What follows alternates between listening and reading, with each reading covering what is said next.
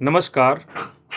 आज हम सुनाने जा रहे हैं कि देवयानी यानी कि शुक्राचार्य की पुत्री देवयानी से कोई भी ब्राह्मण कुमार विवाह क्यों नहीं कर सकता था और एक तरफा प्रेम की यह पौराणिक कथा जो कि अधूरी रह गई थी, इसके बारे में बताएंगे। और जो संजीवनी विद्या जिससे मृत व्यक्ति को जीवित किया जा सकता था, ये संजीवनी विद्या केवल शुक्राचार्य जी के पास थी, तो सभी देवताओं के पास कैसे पहुंची? तो आइए इस कथा को प्रारंभ करते हैं। ये कथा महाभारत के आदि पर्व के अंतर्गत संभव पर्व में आती है। तो प्रारंभ करते हैं। जैसा कि हमने पिछले कथा में बताया था कि बृहस्पति पुत्र कच्छ 1000 वर्षों तक शुक्राचार्य जी के पास रहे थे और 1000 वर्षों तक ब्रह्मचर्य व्रत का पालन किया था। शुक्राचार्य जी की पुत्री थी, अद्वितीय सुंदरी थी, जिसका नाम था देवयानी। तो देवयानी और शुक्राचार्य जी को प्रसन्न रखते हुए 1000 वर्ष बीत गया। कच्छ को जो मृत संजीवनी विद्या थी वह भी प्राप्त हो गई। अब कच्छ अपने घर जाने लगे। जब वे जाने लगे तो पहले उन्होंने शुक्राचार्य जी से विदा मांगी और उसके बाद वे देवयानी के पास पहुंचे, यानी कि शुक्राचार्य जी की पुत्री। कच्छ ने देवयानी से कहा कि हे देवी, अब मेरे 1000 वर्ष पूर्ण हो चुके हैं और मैं जिस कार्य के लिए आया था, संजीवनी विद्या भी मैं सीख चुका हूं, तो अब मैं जा रहा हूं और आप मेरे मार्ग की मंगल कामना करना। इतने में देवयानी ने कहा कि हे कच्छ, आपको यदि स्मरण हो कि दैत्यों ने तुम्हें कई बार मार दिया था, कई बार तुम्हारा वध कर दिया था, लेकिन मैंने अपने पिता से कहकर तुम्हें बार बार जीवित कराया। मैं कुछ कहना चाहती हूं। कच्छ ने कहा, बताओ। कि तुम्हारा व्रत था 1000 वर्षों तक ब्रह्मचर्य का पालन करना, इसलिए मैंने बीच में नहीं कहा था, क्योंकि आपके ब्रह्मचर्य व्रत का खंडन हो सकता था, टूट सकता था। लेकिन अब तुम पूरे 1000 वर्षों तक ब्रह्मचर्य व्रत का पालन कर चुके हो, अपनी संजीवनी विद्या भी प्राप्त कर चुके हो। मैं जो कह रही हूं वो सुनो।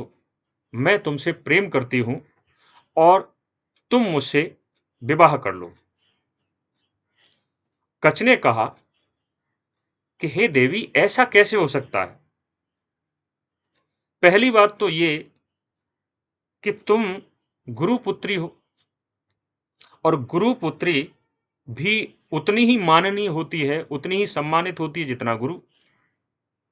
और दूसरी बात,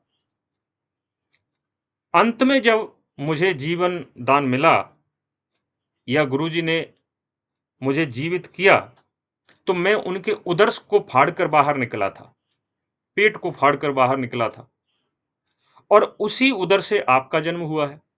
यानी कि शुक्राचार्य जी से ही आपका जन्म हुआ है और उन्हीं के शरीर से मेरा जन्म हुआ है। तो इस नाते आप मेरी बहन हो गई। और तीसरी बात, यदि ऐसी ही बात थी तो गुरु ने, जो शुक्राचार्य जी थे, तो कच्छ ने कहा कि गुरु जी ने तो ऐसी मुझे कोई आज्ञा नहीं दी कि मैं आपसे विवाह करूं। तो इसलिए आप ऐसी बात न करें। आप माननीय हैं, माननीय रहेंगी और अब मुझे जाने के लिए विदा करें।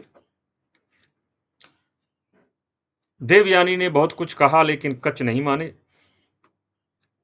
दरअसल कच्छ के मन में देवयानी के प्रति कोई प्रेम नहीं था और देवयानी के प्रति सॉरी देवयानी कच्छ से प्रेम करती थी। जब कैसे भी बात नहीं बनी तो देवयानी क्रोधित हो गई और देवयानी ने कहा, हे कच्छ, तुमको कई बार दैत्यों ने मारा, लेकिन मैंने अपने इस प्रेम के कारण ही तुम्हें जीवित कराया। आज तुम जीवित खड़े हो, तुम मेरे उस प्रेम के कारण ही खड़े हो। और अंत में तुम मेरे पिता के भी प्राण संकट में पड़ गए थे जब तुम उनके उदर में चले गए थे। लेकिन फिर भी मैंने जिद करके अपने प्राणों की बाजी लगाकर, अपने प्राणों की शपथ खिलाकर अपने पिता से तुम्हें जीवित कराया और मेरे ही कारण तुम ये विद्या सीखे हो। और आज मुझसे कहते हो कि मैं तुमसे विवाह नहीं कर सकता। जाओ, तुम्हारी ये विद्या सिद्ध नहीं होगी। अब यहां थोड़ा सा मोड़ था। मोड़ क्या था? देवयानी ने ये नहीं कहा कि तुम विद्या भूल जाओगे। देवयानी ने ये कहा था कि जाओ कच्छ, तुमने जो संजीवनी विद्या सीखी है ये तुम्हारी विद्या सिद्ध नहीं होगी। तो कच्छ के तो हाथ पैर फूल गए, रोंगटे खड़े हो गए। 1000 वर्षों तक ब्रह्मचर्य व्रत का पालन किया, कठोर तप किया, आश्रम पर देवयानी के लिए, गुरु के लिए सारे कार्य किए, यहां तक कि गौएं चरा कर लेके आते थे, लकड़ियां लेकर आते थे, आश्रम के सारे कार्य करते थे। लेकिन जब 1000 वर्षों के बाद वो फल मिला संजीवनी विद्या के रूप में, तो देवयानी ने ऐसे कह दिया कि तुम उस विद्या को सिद्ध नहीं कर सकते। तो ये तो बड़ी विचित्र बात थी। इसलिए कच्छ को भी क्रोध आ गया और उसने कहा कि हे देवयानी, तुमने मेरी 1000 वर्षों की जो तपस्या थी वो निष्फल कर दी। अब मैं तुम्हें भी श्राप देता हूं कि आज के बाद कोई भी ब्राह्मण पुत्र या कोई भी ऋषि पुत्र तुमसे विवाह नहीं करेगा। यानी कि अब तुम्हारा विवाह ब्राह्मण कुल के किसी भी पुरुष से नहीं हो सकता। इतना कहकर और वे देवलोक चले गए। अब देवलोक जाकर देवताओं ने बड़ी प्रसन्नता से उनका आदर सत्कार किया और जो देवताओं ने वादा किया था, वचन दिया था कि तुम्हारा भी यज्ञ में भाग निश्चित हो जाएगा, तो कच्छ भी देवताओं की तरह ही हो गए। यानी कि जो भी यज्ञ होती थी तो यज्ञ में देवताओं का तो भाग होता ही था, कच्छ का भी भाग निश्चित हो गया। लेकिन कच्छ ने देवयानी के पास से जाते समय एक बात और कही कि हे देवयानी, तुमने मुझे श्राप केवल इतना दिया है कि मैं इस विद्या को सिद्ध नहीं कर सकता, लेकिन मुझे ये विद्या पता तो है।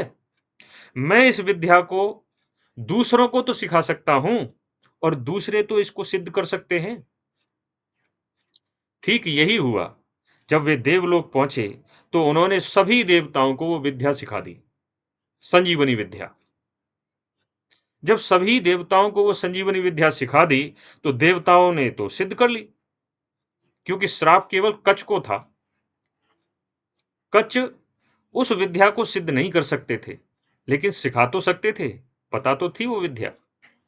तो इस हिसाब से वो शुक्राचार्य के पास जो मृत संजीवनी विद्या थी वो सभी देवताओं के पास पहुंची कच्छ के माध्यम से। अब हम आगे की कथा कल सुनाएंगे।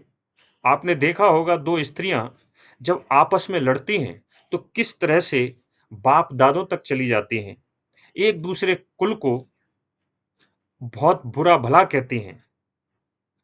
यही एक पौराणिक दो स्त्रियों की लड़ाई की कथा हम सुनाएंगे, जिसमें हुई थी दो स्त्रियों में लड़ाई, लेकिन उन्होंने अपने एक दूसरे के बाप दादों को भी नहीं छोड़ा, कोसते हुए और बुरा भला कहते हुए। तो ये आज के समय में भी आपको गांव देहात या गली में मिल जाएगा, जब दो स्त्रियां लड़ती हैं आपस में।